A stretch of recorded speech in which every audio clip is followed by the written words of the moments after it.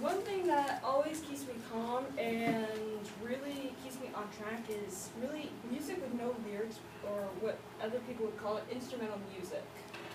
To me, it's like a blank book waiting to be filled with different adventures and everything. It's got the background music and the dynamics and emphasis in everything.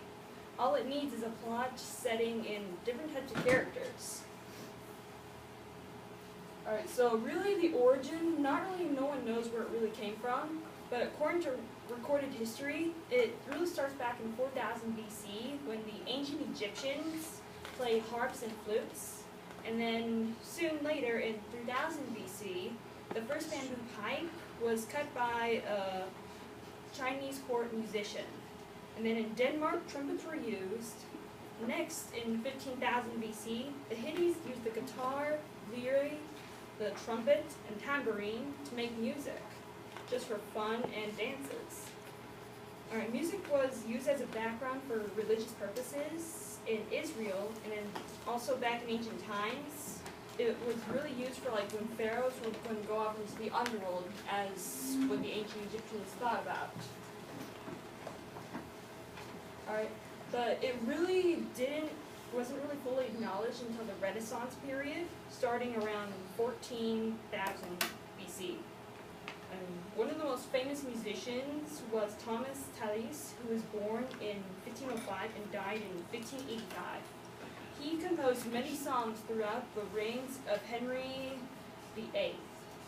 One of the songs he composed was the third mode melody from 9 song tunes for Archbishop Parkers and pulsars, usually at churches. Alright, so next is the development. The music evolved throughout the course of time, attempting to break the music evolution into stages. Music history scholars looked back into time in the same way paleontologists classified other types of change. However, according to mfiles.co UK, music has evolved in a more gradual manner with number of smaller revolutionary steps along the way.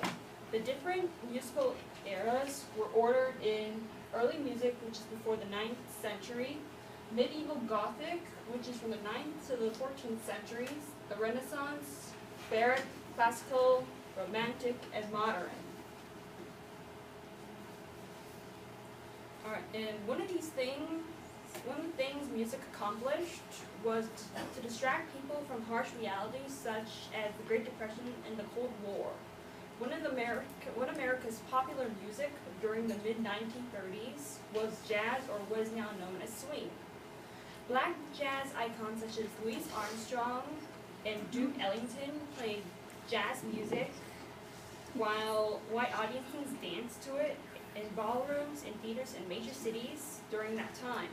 When the Great Depression started, people possessed pent-up emotions and were physically not ready for any music.